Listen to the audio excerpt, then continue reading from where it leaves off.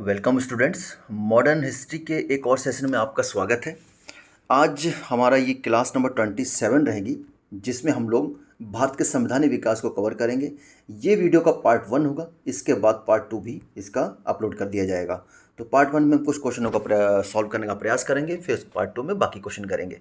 देखिए, जब मैं उम्मीद करता हूँ कि जब आप ये चैप्टर कर रहे होंगे, जब इस चैप्टर क्वेश्चन कर रहे होंगे, तो आपने भारत के संवैधानिक विकास से संबंधित सारे जो तथ्य हैं, जो जितने भी रेगुलेटिंग एक्ट और जो भी अधिनियम आए हैं, उनको एक तरह से स्टडी कर लिया हो, क्योंकि ये बहुत ज़्यादा इसमें कहानी के रूप में हिस्ट्री नहीं आती, इसमें फैक्चुअल क्वेश्चन ज़्यादा आते हैं। तो एक बार इसको क्वेश्चन सॉल्व करने से पहले जरूर एक बार अच्छे से इसको पढ़ाई कर लीजिएगा, तभी इसके क्वेश्चन सॉल्व हो पाएंगे। ठीक है, तो भारत के संवैधानिक विकास के क्रम से पहले मैं थोड़ा सा आपको जोड़ना चाहता हूँ।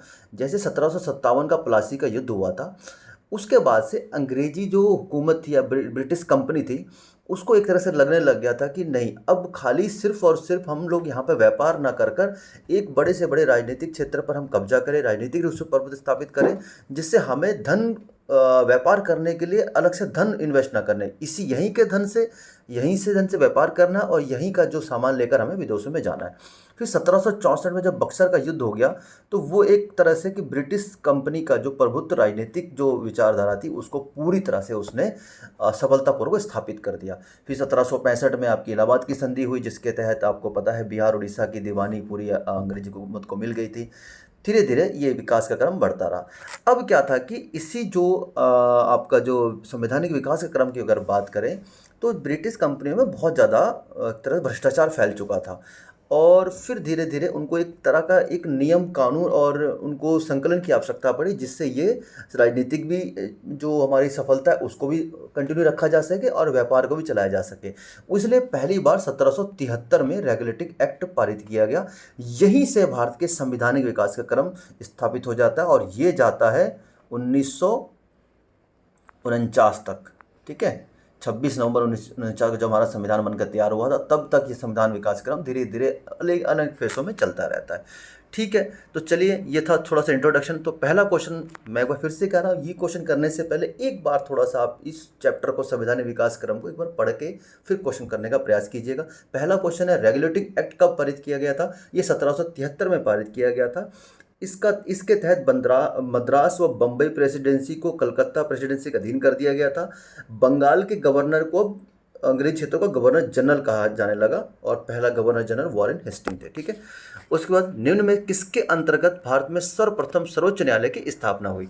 तो रेगुलेटिंग एक्ट के जरिए ही भारत में सर्वोच्च न्यायालय की स्थापना की गई। ठीक है, ये क्वेश्चन नंबर 6 आ गया है। ठीक है, ओके। तो रेगुलेटिंग एक्ट के माध्यम से भारत में पहली बार सर्वोच्च न्यायालय की स्थापना की गई। इसके प्रथम जो मुख्य न्यायाधीश थे वो एलिजा एमपी थे। ओके, अगला क्वेश्चन देखते हैं। ईस्ट इंडिया कंपनी द्वारा स्थापित उच्चतम न्यायालय के प्रथम मुख्य न्यायाधीश कौन थे? ये मैं आपको बता दिया, 1773 में जो कोलकाता में सुप्रीम कोर्ट की स्थापना हुई थी, उसके तहत ये किया गया था। अगला क्वेश्चन, भारत के गवर्नर जनरल को किस एक्ट के द्वारा अपनी समिति के निर्णय को अस्वीकार करने का अधिकार मिला? तो 1773 के बाद ब्रिटिश इंडिया एक्ट आया, इसका संबंध इससे नहीं है। 1786 का जो था ना, इसके तहत जो भारत के तत्कालीन जो गवर्नर जनरल थे कॉर्नवालिस, ठीक है, उनके तहत क्या हुआ था कि वो मुख्य सेनापति और गवर्नर जनरल दोनों की शक्तियाँ लेना चाहते थे। ठीक है, और नए अधिनियम से यह सब स्वीकार हो गया, और उसे विशेष अवस्था में परिषद के निर्णय को रद्द करने और अपने निर्णय को लागू करने का अधिकार दे दिया गया था। अगले क्वेश्चन की तरफ आगे बढ़ते हैं। 1793 में एक विनिमय द्वारा जिला कलेक्टर को उसकी न्यायिक शक्तियों से वंचित कर दिया गया और केवल संग्राहक अभिकर्ता बना दिया गया। ऐसे विनिमय का क्या कारण था? ये यूपीएससी का प्रश्न है। ठीक है, आप देख सकते हैं, यूपी 2010 का प्रश्न है। तो जो जो जिला कलेक्टर था, उसको न्यायिक शक्तियों से वंचित किया गया, खाली एक कलेक्टर जैसे संग्राहक जिसे बोलता जाता है, वो बना दिया गया। तो ऐसे विनिमय का क्या कारण था? तो ऐसे विनिमय का कारण ये था, लॉर्ड कॉर्नवालिस का। जो लॉर्ड कॉर्नवालिस जिला कलेक्टर में संक्रेदित इतनी विस्तृत शक्ति सतर्क हो गया और महसूस करता था कि एक व्यक्ति में इतनी परम शक्ति का होना अवांछनीय है। ठीक हो गया, तो इसका सही उत्तर हो जाएगा ऑप्शन सी। ठीक है, ओके। अगला क्वेश्चन है, भारतीय व्यापार में ईस्ट इंडिया कंपनी का एकाधिकार कब समाप्त किया गया? तो सबसे पहले जब ईस्ट इंडिया कंपनी का जो था एकाधिकार था, वो सीमित किया गया 1813 में, जब सिर्फ चाय और चीन के साथ व्यापार को रखा गया। लेकिन 1833 में इस एकाधिकार को भी बिल्कुल समाप्त कर दिया गया, और पूर्ण तरह से प्रतिस्पर्धा स्टार्ट कर दी कि सारी कंपनियां आपका प्रत्येक तरह का व्यापार कर सकती हैं। अगला क्वेश्चन है, किस अधिनियम के द्वारा ब्रिटिश संसद ने चाय और चीनी के साथ व्यापार को छोड़कर ईस्ट इंडिया कंपनी के भारत के साथ व्यापारिक एकाधिकार को समाप्त कर दिया गया? तो ये 1813 में हुआ था। ये मैं भी आपको बताया, चाय और चीनी, चीन के साथ जो व्यापार था, चीनी नहीं, चीन के साथ व्यापार था, वो 1813 में दे दिया गया। उसके अलावा पूरी तरह से आपका एकाधिकार समाप्त हो गया, लेकिन 1833 में बिल्कुल ही खत्म कर दिया गया। तो इन दो चीज़ों में आप थोड़ा सा ध्यान से चलेंगे। अगला क्वेश्चन, चार्टर अधिनियम 1813 भारत के लिए महत्वपूर्ण समझे जाने का एक कारण क्या है? पहला तो मैंने बता दिया 1813 में क्या हुआ, चाय और चीन के साथ व्यापार को छोड़कर सारा व्यापारिक अधिकार समाप्त कर दिया। लेकिन भारत के लिए महत्वपूर्ण क्यों समझा जाता है? क्योंकि इसी अधिनियम के दौरान भारतीयों की शिक्षा के लिए वित्तीय प्रावधान किया गया था। तो इसका सही उत्तर हो जाएगा ऑप्शन सी। ठीक है, अगला क्वेश्चन आगे बढ़ते हैं। चार्टर एक्ट 1833 में निम्न प्रावधानों में से कौन सा एक नहीं था?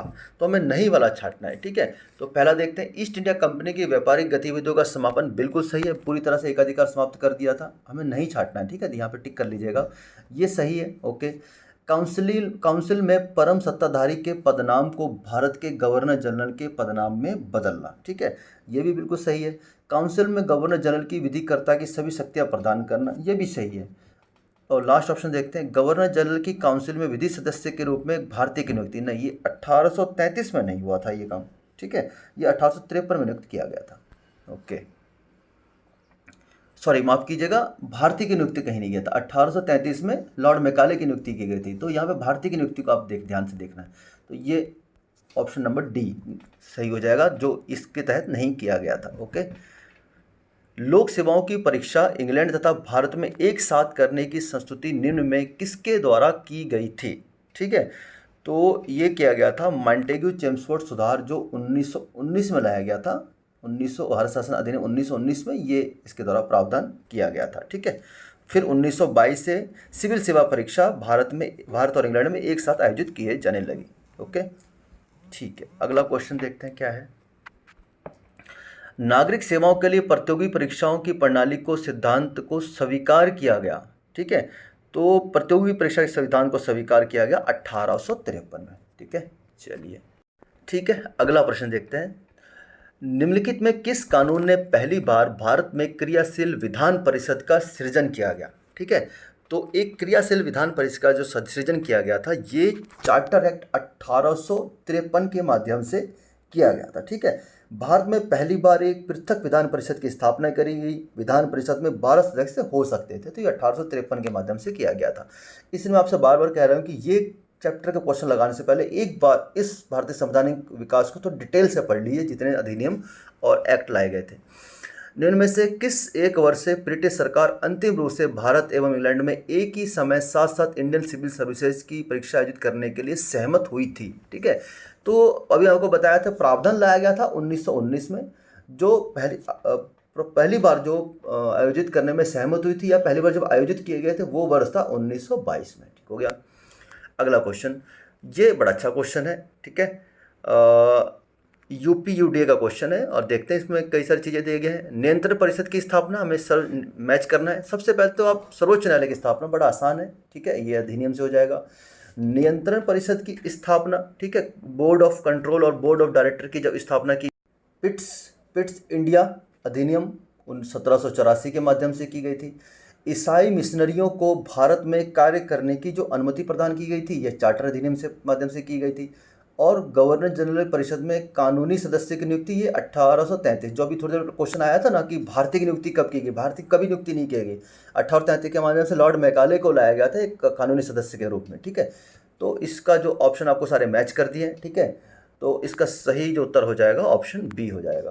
ओके, इसको आप मैच कर सकते हैं, अच्छा क्वेश्चन है। ओके, अगला प्रश्न अब यूपीएससी का प्रश्न आ गया आपके सामने, और अच्छा क्वेश्चन है, बहुत ज़्यादा इसमें घबराने की कोई आवश्यकता नहीं है। यूपीएससी 2002 का क्वेश्चन है, बहुत इजी रहेगा आपके लिए। ठीक है, तो इसमें जो है पहला जो ऑप्शन दे रखा है चार्टर एक्ट 1813, तो आपको पता है चार्टर एक्ट 1813 के माध्यम से भारत में कंपनी का व्यापार का एकाधिकार समाप्त कर दिया गया था। ठीक है, ठीक हो गया। ओके, 1813 के माध्यम से एकाधिकार समाप्त कर दिया। अगला है ऑप्शन है 1773 में क्या किया गया था? 1773 में जो किया गया था, 1773 में जो किया गया था, कंपनी के निदेशकों को कंपनी से प्रबंध संबंधित सभी पत्राचार और दस्तावेज ब्रिटिश सरकार को प्रस्तुत करने के लिए कहा गया। ठीक है, ये आपको ये ऑप्शन 4 हो जाएगा। ठीक है, 1858 का जो एक्ट था उसमें क्या था कि शासन का अधिकार ईस्ट इंडिया कंपनी से ब्रिटिश क्राउन को हस्तांतरित कर दिया गया था। ठीक हो गया। और पिट्स इंडिया एक्ट जो था वो था इसमें ये देखिए, जो आपका थोड़ी देर बाद ऑप्शन आया था कि बोर्ड ऑफ कंट्रोल और बोर्ड ऑफ डायरेक्टर की स्थापना कब की गई थी, तो पिट्स इंडिया एक्ट के माध्यम से की गई थी। तो उम्मीद करता हूँ ये सारे ऑप्शन आपके सामने ठीक ठाक से मैच कर गए होंगे। ठीक है, तो इसको मैं थोड़ा सा और जूम आउट कर देता हूँ जिससे आपको सारे ऑप्शन एक बार फिर से अच्छे से दिख जाएंगे। ठीक है, तो अब इसका जो हम सही आंसर हो जाएगा ये हो जाएगा ऑप्शन ए। ठीक है, चलिए आगे बढ़ते हैं। बोर्ड ऑफ कंट्रोल की स्थापना किस अधिनियम के द्वारा की गई थी? जस्ट अभी हमने पढ़ा है, पिट्स इंडिया अधिनियम 1784 के माध्यम से की गई थी। अगला क्वेश्चन है, ब्रिटिश ईस्ट इंडिया कंपनी ने चाय के व्यापारिक एकाधिकार को खो दिया, पाया कब था? 1813 में खो दिया 1833 के। चाय और चीन के साथ व्यापार को भी इन्होंने खो दिया 1833 के चार्टर के माध्यम से। ठीक है, अगला क्वेश्चन है, भारत का शासन ईस्ट इंडिया कंपनी से क्राउन को स्थानांतरित कब किया गया था? तो ये 1858 में, जब 1857 का महासंग्राम हुआ था उसके बाद कई सारे परिवर्तन किए गए थे। उसी के दौरान ही भारत शासन अधिनियम 1858 के तहत ही ईस्ट इंडिया कंपनी से ब्रिटिश क्राउन को शासन स्थानांतरित कर दिया गया था। अगला क्वेश्चन है, निम्नलिखित में किस एक्ट के द्वारा भारत के गवर्नर जनरल को अध्यादेश जारी करने की शक्ति प्रदान की गई थी? ठीक है, जैसे आप पढ़ते हो ना, आर्टिकल 123 में राष्ट्रपति अध्यादेश जारी करता है, ये उसी का ही क्रम में विकास क्रम आप इसको मान सकते हो। ठीक है, तो ये 1861 को जो काउंसिल एक्ट था, इंडियन काउंसिल एक्ट, उसके माध्यम से अध्यादेश जारी करने की शक्ति प्रदान की गई थी। क्वेश्चन नंबर 30 है और आज के सेशन का लास्ट प्रश्न है। क्वेश्चन कम रखे हैं ताकि जिससे आपको आराम से इसको रिवीजन कर सके, और अगर आपने इस चैप्टर को नहीं पढ़ा तो एक बार पढ़ के फिर से दोबारा क्वेश्चन लगाने का प्रयास करें। निम्नलिखित में किस अधिनियम के अंतर्गत भारतीय विधान परिषद को बजट पर बहस करने की शक्ति प्रदान की गई थी? तो ये जो प्रदान किया गया था ये 1892, जो भारत परिषद अधिनियम 1892 है, इसके माध्यम से पहली बार बजट पर बहस करने की अनुमति प्रदान की गई थी। ठीक है, तो ये आज हमारा था भारत के संवैधानिक विकास क्रम का जो पार्ट 1, इसका PDF हमारे व्हाट्सअप टेलीग्राम चैनल पर अपलोड कर दिया जाएगा। तो उम्मीद करता हूँ कुछ क्वेश्चन आपके लिए हेल्पफुल रहेंगे।